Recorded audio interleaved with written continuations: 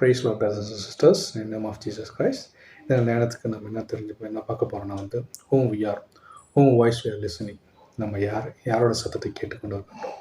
தேவனோட சத்தத்தை கேட்டு நம்ம தேவனை பின்பற்றி கொண்டு இருக்கிறோமா, இல்லை சாத்தானோட சத்தத்தை கேட்டு சாத்தானுக்கு சேவை கொடுத்து நம்ம சாத்தானை பின்பற்றி கொண்டு இருக்கிறோமா தான் நம்ம பார்க்க போகிறோம். ஸோ லாஸ்ட் வீக் நம்ம ஒரு காரியத்தை தியானித்து இருந்தோம். சாத்தான் எப்படியாவது யூட்டிலைஸ் பண்ணுறான், இந்த பயத்தை நாம் பார்த்தோம்னோம்.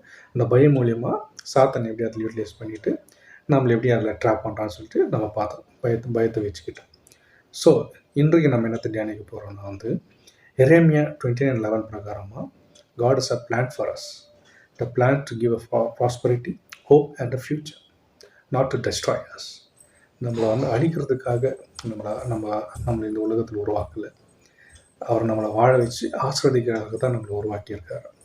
ஸோ அப்போ நம்ம இந்த உலகத்தில் அவர் ஏற்றுக்கொண்டு ரட்சிப்பின் வாழ்க்கையை வாழ்ந்து கொண்டு இருக்கும்போது அவ்வப்போது வீழ்ந்து விழுகிறோம்.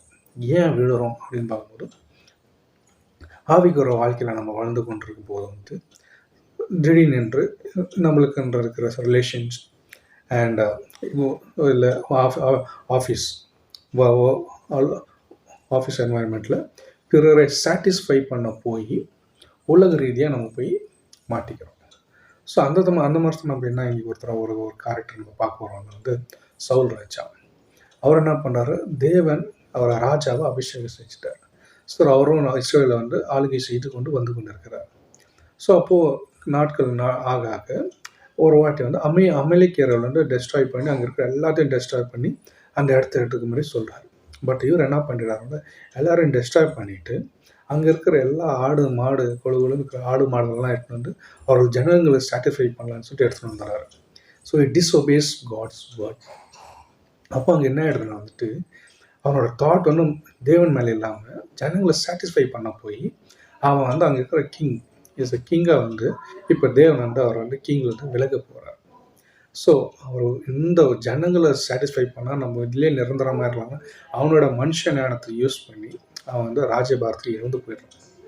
ஸோ அந்த மாதிரி தான் நம்ம நல்லா ஆவிக்கிற வாழ்க்கையில் வாழ்ந்து கொண்டு போயிருக்கும்போது எப்படி நம்ம மிஸ் ஆகிறோம், ஏன் அந்த ஆவிக்கிற வாழ்க்கையில் நம்ம அவ்வப்போது நம்ம சோர்வடைகிறோம் அப்படின்னு இந்த இன்னைக்கு எடுத்துக்கிற டாபிக் பிறரை சாட்டிஸ்ஃபை பண்ண போய் நம்ம அந்த ட்ராப்பில் விழுந்துடும். ஸோ அந்த சாத்தானுக்கு அந்த இடத்துல நம்ம இடம் கொடுக்குறோம். ஸோ உலக ரீதியாக we are going to touch that one. அப்போ அவன் என்ன பண்ணுறான், உலக ஆசை உள்ள நம்மளையும் சூழல் செய்து நம்மளுக்கு அந்த ஆசையை மாட்டி மறுபடியும் அவன் பக்கமாக எடுத்துக்கிறான்.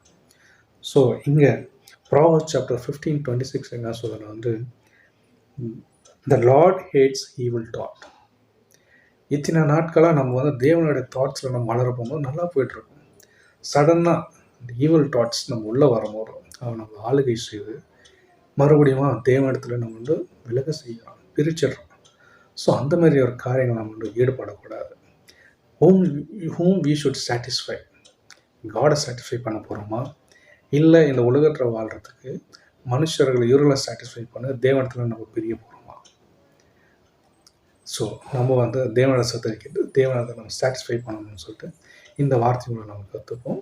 இனிமேல் வர வாழ்க்கையில் நம்ம நாட்களில் தேவனை சாட்டிஸ்ஃபை பண்ணி அவரோட சித்தம் என்ன ஒரு வாட்டி நம்ம போன வாரம் தியானித்துட்டு போல each and everything we should discuss with him. அவர்கிட்ட நம்ம பேசி நம்மளோட வாழ்க்கையை நம்ம போகிற நாட்களை கடந்து போகணும்னு சொல்லிட்டு நம்ம பார்த்தோம். கர்த்தர் தான் இந்த வார்த்தையை ஆசிரியப்பார்கள்.